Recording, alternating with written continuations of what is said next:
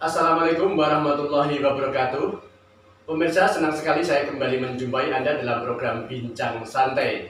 Kali ini kita akan membahas seputar menjaga hubungan baik dalam keluarga, baik itu hubungan antara menantu dengan mertua ataupun sebaliknya.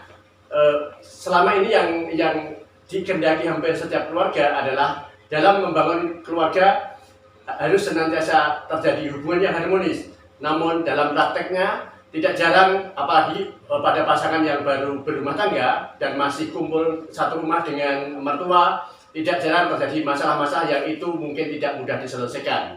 Dan kali ini kita bersama dengan Pak Mariono dan akan membicarakan masalah itu. Assalamualaikum Pak Mariono. Waalaikumsalam warahmatullahi wabarakatuh. Pak Mariono, selama ini masalah menjaga hubungan baik, baik itu antara mertua maupun dengan mantu, itu sangat penting untuk menjadi kunci kebahagiaan sebuah rumah tangga.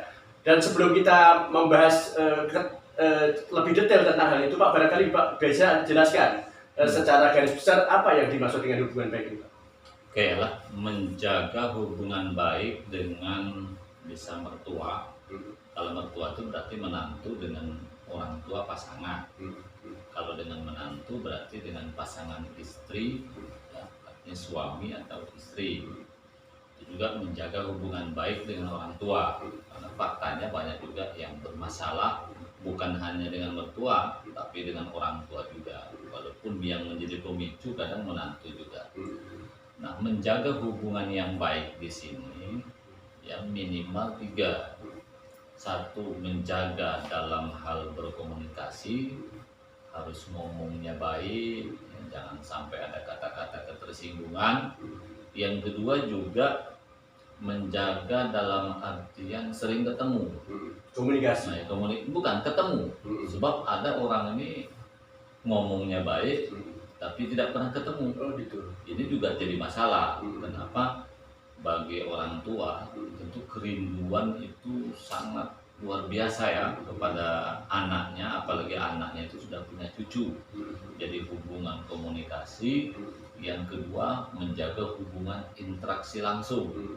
Yang ketiga, yang dimaksud menjaga hubungan baik di sini adalah adanya kepedulian dari sang menantu kepada mertua dalam bentuk finansial, dalam bentuk bantuan. Sebab siapapun mertua kita, kalau dalam kondisi-kondisi terpuruk, tentu ya jangankan dengan menantu, dengan orang lain saja dia butuh. Begitu juga sebaliknya. Jadi sebenarnya menjaga hubungan baik yang kita maksud pada kali ini adalah bagaimana menjaga hubungan sehingga tidak menimbulkan masalah dalam 3 hal. Satu, komunikasi. Yang kedua, interaksi langsung. Yang ketiga, ya berbagi rezeki lah, infak, dalam artian berbagi finansial. Saya kira itu. Kali ini kalau anak terhadap orang tua barangkali bagian dari birrul walidain itu ya, Pak? Iya kan pertama, anak memang wajib berbakti kepada orang tua, gitu kan. Tapi orang tua kan juga wajib berbuat baik kepada anak. Apalagi anak kita anak yang perempuan. Karena kalau saya laki-laki termasuk Pak Subari, kan ada kewajiban terhadap 4 kelompok wanita. Istrinya, ibunya, anak perempuan, saudara perempuan. Artinya apa? Menantu tidak boleh marah, khusus menantu laki-laki ya, ketika ada ayahnya peduli dengan anaknya. Memang kewajiban dia. Kapan dia putus sampai meninggal dunia. Kadarnya gimana, Pak? Antara berbuat baik terhadap orang tua sendiri dengan mertua kan selama ini itu menjadi masalah juga, seolah-olah kalau mertua merasa kadarnya dibedakan gitu kan. Iya, sebaiknya pertama gimana? tentu kan dalam hukum ada yang wajib, ada yang sunnah, ada yang makruh, ada yang mubah. Orang tua yang baik ingin berbuat baik terhadap menantu wajib lapor anak, begitu. Ayahnya pun kalau ingin berbuat sesuatu kepada anak kandungnya pun wajib memberitahu kepada menantu dulu. Jadi jangan celonong boy, kan itu jadi masalah tersendiri. Intinya menjaga hubungan yang baik dengan mertua dalam keluarga itu ya, dia harus saling lapor. Contoh, menantu kalau baik dengan mertua laki-laki juga harus ngasih tahu kepada mertua perempuan. So kadang-kadang kalau main silang itu juga jadi masalah. Memang gimana ya? Ya intinya harus saling menjaga rasa lah ya. makanya komunikasi itu tata krama dan segala macam penting dijaga. Maka memang supaya rumah tangga kita sakinah mawaddah warahmah, pastikan sebelum nikah ini sebenarnya ya. Sebelum nikah dalam proses ta'aruf itu satu, budaya pahami dulu. Siapa keluarganya? Iya, Keluarga kan calon. membedakan beda budaya tentu beda kebiasaan. Yang kedua ini tipe mertua saya ini tipe orang yang cerewet apa tidak. Kalau tipe yang cerewet berarti kita harus siap sabar karena kita tak mungkin akan mengendalikan mertua. Tugas kita kan sabar. Itu saja. Jadi kita nggak cari wong Jawa, nggak kagetan di sebelumnya. Pastikan mendapatkan restu orang tua. Restu itu restu yang betulan ya, bukan restu yang dipaksa. Kan ada juga restu yang dipaksa ini. Restu yang dipaksa itu dengan berbagai macam cara itu nanti pastinya buat mertua kita itu ini itu begitu juga kalau kita menantu yang dijodohkan itu sedikit kelas dijodohkan boleh-boleh saja tapi anak kita dengan menantu harus pas dulu kalau dipaksakan nanti akan ribut juga kemudian ya menjaga hubungan keluarga ini kan orang tua kita juga perlu dipahamkan agar menghargai mertua kita. Ini memang harus kesemuanya menurut saya bahagia atau tidaknya keluarga ini menurut saya Pak Subarya berdasarkan orang yang konsultasi kepada saya ternyata letaknya bukan pada harta tapi pada komunikasi. Walaupun Pada hubungan baik tadi. walau punya mobil, punya rumah, jabatan wali kota, kalau dengan mertua kita tak harmonis, tak bahagia juga. Pak, hubungan harmonis ya hubungan baik itu kan tidak datang dari langit ya. Artinya perlu ada kesadaran kedua belah pihak, baik dari pihak menantu maupun dari pihak mertua. Untuk sebelum itu menjadi kebiasaan, menjadi akhlak. Apa yang mesti disadari dan dilakukan oleh menantu atau mertua untuk biar bisa menjaga hubungan yang baik. Oke, jadi yang pertama sebelum nikah pahami dulu budaya. Itu yang namanya ta'aruf ya. Ta'aruf itu kan saling mengenal bukan hanya sang calon pengantin. Inilah terbelakang suku apa, saya apa, kebiasaannya bagaimana, ekonominya bagaimana. Itu satu sebelum nikah. Setelah menikah, pastikan, saya ulangi ya, pastikan ikut orang tua itu maksimal 40 hari.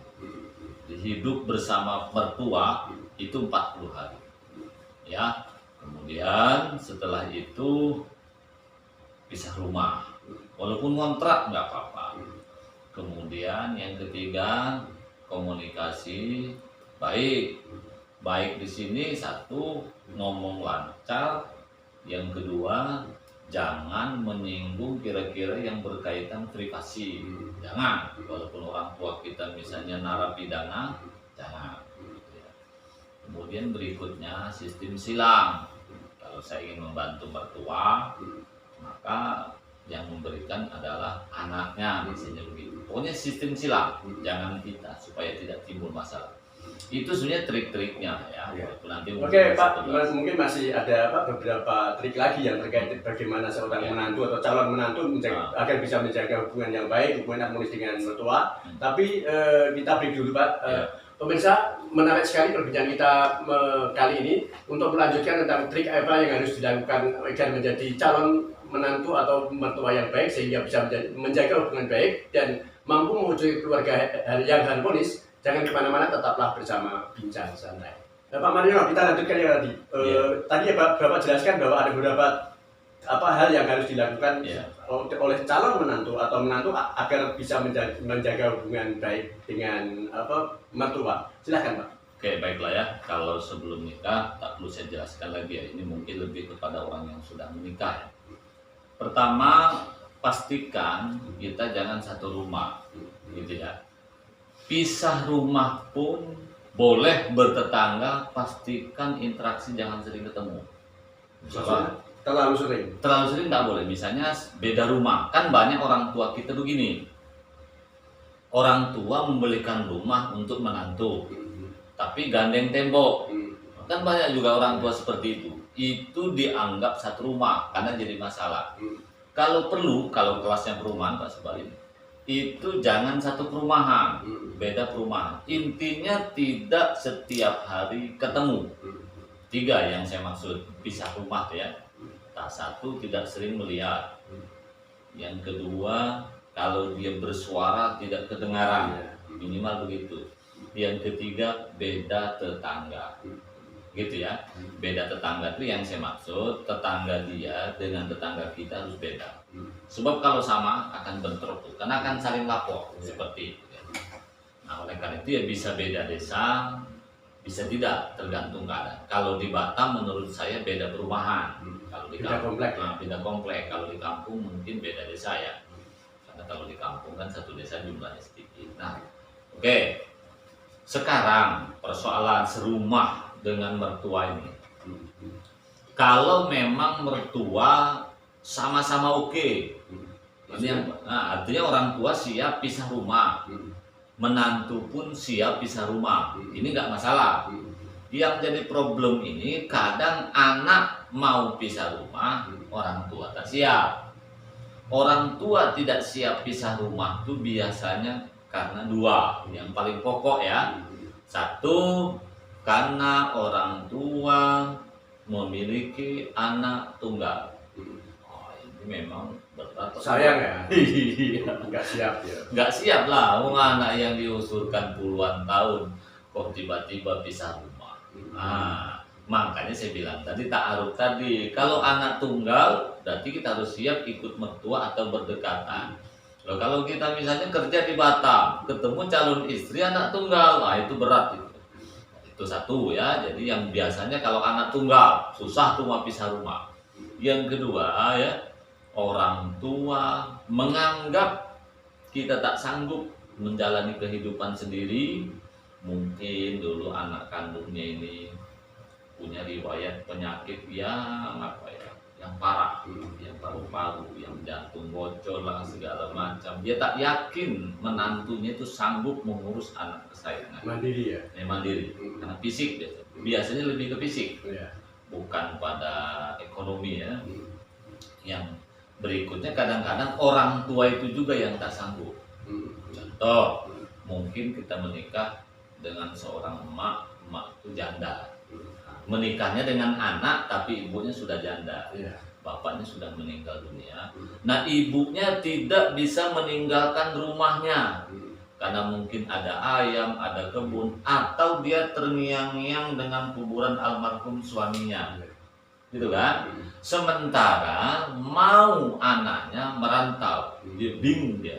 Jadi kalau saya ditinggalkan anak saya, bagaimana masa depan saya? Nah, ketika menyikapi seperti itu ya, itu para pendengar ya, kalau sama-sama mau pisah itu gampang. Ketika sama-sama sulit, nah yang sering saya sampaikan kepada klien adalah pisah rumah tetap harus dilakukan, apapun alasannya. Tetapi jangan berjauhan. Contoh, kalau kita di Batam, mertua kita ada di Jawa, ya kalau memang tak memungkinkan kita siap menjadi menantunya, tetap pisah rumah tapi tak usah ke Batam. Tetap pisah rumahnya masih berdekatan dengan rumah mertua kita juga sehingga bisa saling lihat. Oke, kalau penyebabnya adalah orang tua kita yang sakit, ya kita berkewajiban menyiapkan seorang pembantu atau pegawai yang ditempatkan di keluarga orang tua kita yang kita bayar. Kenapa? Karena kita ada kewajiban berbakti dengan orang tua. Nah, itu ilmunya seperti itu. Intinya pisah rumah harus terjadi. Sebab walaupun kita ini orang tua tak berdaya, kalau yang namanya serumah tak kuat juga sama. Mulut ini kan macam-macam. Bising juga. Kalau menantu yang paham, ketika orang tua sudah semakin tua kan mestinya dia memaklumi. Ya memaklumi itu kan sehari 2 hari. Lama-lama beribut juga, anaknya pun benci dengan orang tuanya. Seperti itu, karena ada istilah keluarga ini katanya kalau jauh itu bau kembang, kalau dekat bau kotoran. Kita nih Pak Subadi, sebaik apapun kita, rindu ini kan kalau jauh, kalau berdekatan terus berkelahi juga, kira-kira seperti itu. Nah, itu pentingnya pisah rumah. Jadi tipnya harus pisah rumah. Yang kedua, ya komunikasi. Pastikan komunikasi, pahami budaya apa yang kira-kira menjadikan masa lalu orang tua yang masuk di hati. Kalau mertua kita yang laki-laki punya musuh besar, terutama mantan suaminya, jangan pernah memuji mantan suami. Mestinya mama dulu jangan cerai, marah dia. Jangan, kalimat-kalimat yang menyinggung itu jangan. Contoh misalnya mak kita pernah masuk narkoba, rentenir, segala macam, itu jangan singgung sedikit Bu. Jadi mampu menahan diri, makanya kita baca dulu. Nah, kemudian dalam hal membantu orang tua, ya, ada 3. Kalau orang tua kita di kampung dibawa ke Batam, pastikan ibu kita layani full service, walaupun ibu kita bisa. Contoh, ibu kita masak bisa, tapi kita dampingi. Jangan terkesan seperti pembantu. Emak kita mungkin mau nyetrika, tapi kita dampingi. Walaupun damping itu sekedar melipat, tidak harus nyetrikanya. Emak kita misalnya hanya masak, tetap kita dampingi. Kita minimal nyayurnya. Ini kadang-kadang menantu di banyak juga tak betul. Ya gara-gara mertua nih baik, rajin masak, lepas juga. Nah, itu akan timbul. Lama-lama jadi pembantu. Lama-lama jadi pembantu, berarti tidak boleh. Kemudian ketika nak pulang, yang saya maksud sistem silang tuh ya. Kalau yang datang tuh orang tua istri, maka yang memberikan uang itu adalah suaminya. Berarti menantu ya. Nah, Kenapa harus gitu, Pak? Hah? Kenapa harus gitu? Karena sering jadi masalah suami istri ngomongin suami, misalnya istri ya, engkau ini hanya baik dengan makmu, dengan makku tak baik. Oh, itu yang sering ribut itu. Nggak adil. Kalau yang datang itu keluarga laki-laki, maka yang memberikan uang adalah istri. Walaupun itu duit suami. Jadi uang itu katakanlah mau berikan kepada orang tua 1 juta. Uang itu berikan dulu kepada istri, adek. Jadi duit 2 juta, besok 1 juta berikan dengan mak ya. Yang 1 juta silahkan kau aja belanja. Yang antar suami, tapi yang melayani semuanya adalah istri kita. Begitu juga sebaliknya.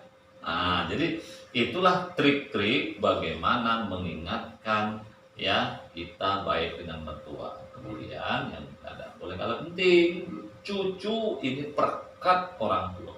Siapapun kita, orang tua bilang mencintai cucu adalah segalanya. Mencintai anak belum tentu. Oke, Pak, cukup menarik Pak pembahasan kita tentang menjaga hubungan baik tadi. Kalau tadi Bapak udah panjang lebar bahas tentang bagaimana menjaga hubungan baik dan menciptakan hubungan yang harmonis dengan mertua, itu baru dari sisi menantu atau anak ya Pak ya. Ya. Dan nanti bisa kita lanjutkan dari sisi mertuanya. Ya. Apa yang sebaiknya dilakukan mertua agar keluarga itu bisa tetap terjaga hubungan baik dan harmonis. Terus Pak, kalau dari sisi mertua Pak gimana? Agar mertua juga punya kontribusi untuk menciptakan dan mewujudkan hubungan yang baik di keluarga yang ada menantunya. Oke, yang pertama ya, orang tua ketika anaknya melamar datang sebelum nikah ya, ini pihak mertua, tadi kan pihak menantu. Maka orang tua jangan terkesan mempersulit, apalagi mau diterima juga.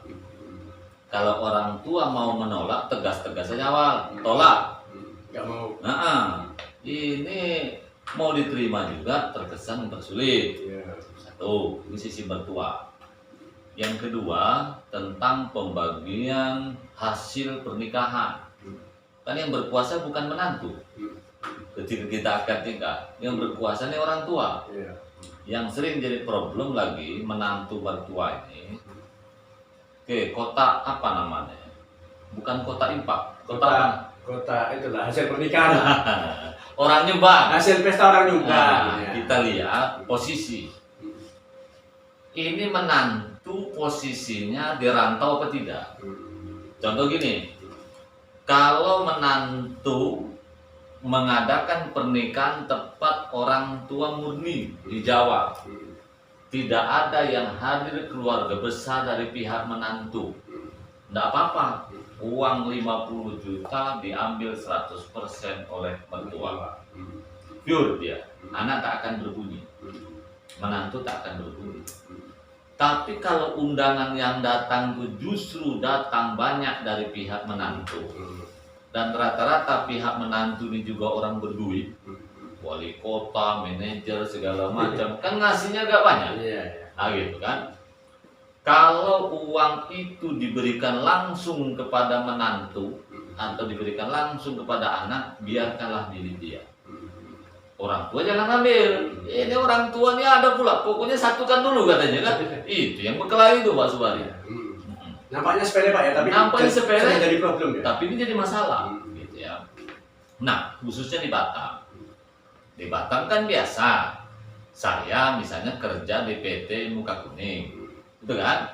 Istri saya kebetulan di Batam juga, tidak kerja, itu kan. Dalam hitung-hitungan keluarga, ini separuh yang datang dari pihak menantu, itu kan, karena kebetulan yang membiayai dia juga.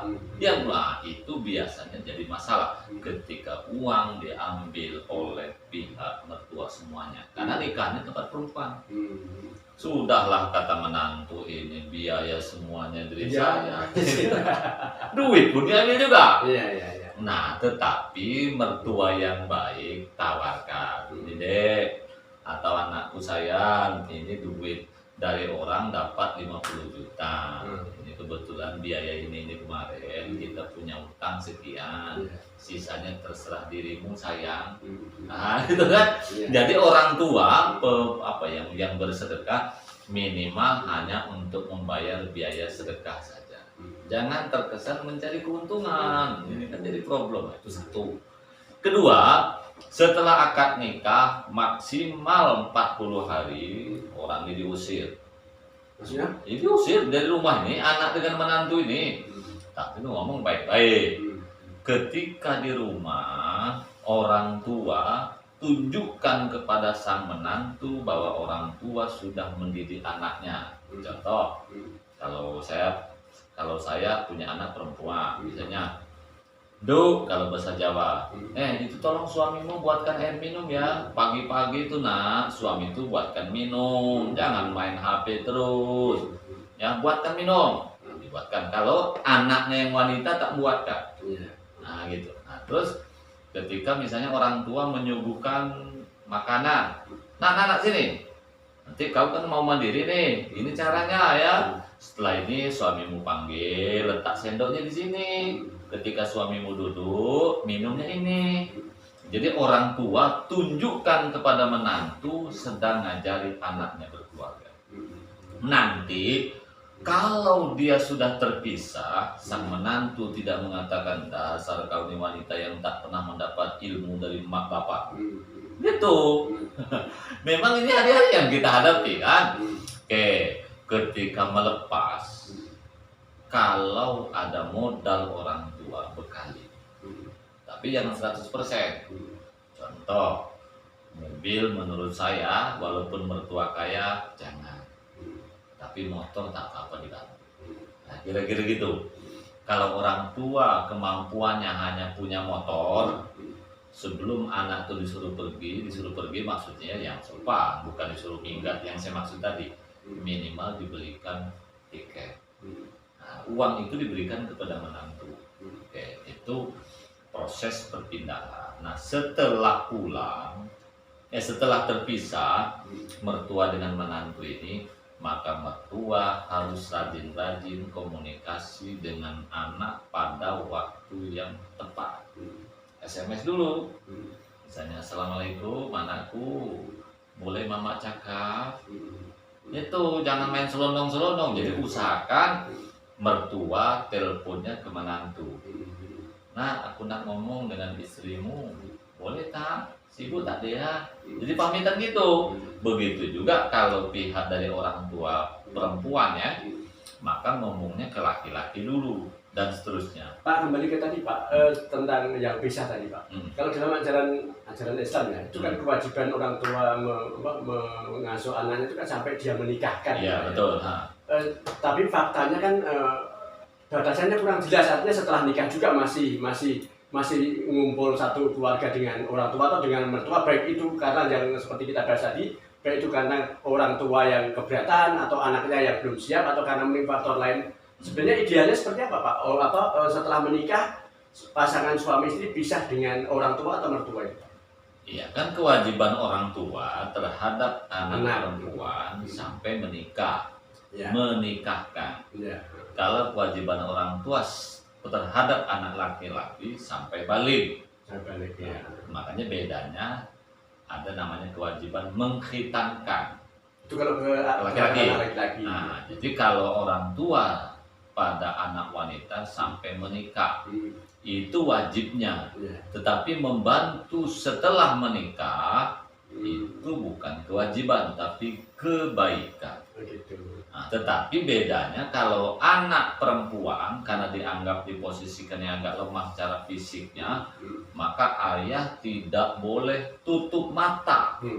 Kalau anak wanitanya susah makan, Harus tetap memonitor ya. iya, Iya. susah makan, sakit, dalam ancaman, Iya. ancaman menantunya sendiri. Iya. Orang tua tak boleh lepas, gitu. Nah, maka tetap monitor, tetapi memonitor ini pun tetap koordinasi dengan menantu, begitu. Nah, lalu sebagai anak, meskipun ada bapaknya melakukan kebaikan membantu tadi, jangan pula keenakan. Sebab sebaik apapun orang tua atau mertua kita, kalau selalu minta tolong itu namanya anak durhaka juga.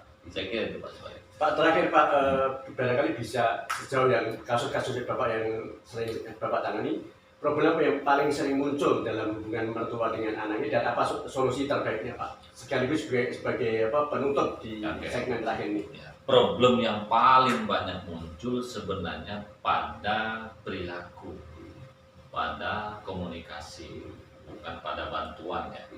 Pada perilaku dulu. Perilaku pertama komunikasi. Misalnya orang Jawa ya, kebetulan menantunya anak kandungnya pernah ngomong ada masalah dengan suami, tiba-tiba nelpon ya, ngomong assalamualaikum belum tuntas langsung ngomong, itu sudah marah karena memang sebelumnya ada informasi ada masalah. Misalnya kan kalau orang Jawa, assalamualaikum warahmatullahi wabarakatuh, bagaimana kabarnya Bu, sehat, ini langsung to the point. Nah, itu juga masalah. Jadi pada komunikasi, Asal komunikasi yang baik. nah, orang tua beda, ya itu satu. Nah, selain komunikasi, biasanya perilaku.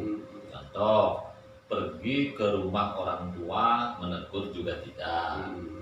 Karena datang pun ke rumah mertua karena disuruh istrinya. Nah, datang ke rumah bukan nemu orang tua, tapi kelayapan kemana-mana. Mertua datang ke Batam misalnya ya, itu menantu tak peduli. Ya kadang melayani, tapi ngajak ngobrol juga tidak. Itu yang jadi persoalan. Belum lagi mengeluarkan kata-kata yang tidak baik kepada keluarga mertua, kepada menantu, terutama dengan adik ipar. Makanya kita kalau tak sanggup memasukkan adik ipar ke kita, jangan sekali-kali adik ipar pun letakkan di rumah kita.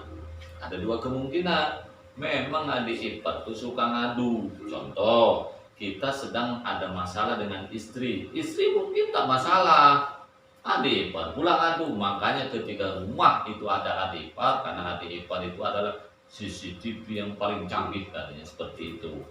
Nah, kemudian yang ketiga, kadang-kadang masalah keuangan. Karena orang tua ini banyak juga kebutuhan yang kadang-kadang dia tak ada solusi. Contoh, sakit, anaknya yang lain masih butuh sekolah, utang di mana-mana. Kalau menantu itu mampu bantu, jangan sampai tak dibantu. Orang lain aja wajib bantu kok kalau dalam kondisi darurat, apalagi mertua. Ya, saya kira itu. Oke, terima kasih Pak, karena waktu juga yang harus memisahkan kita.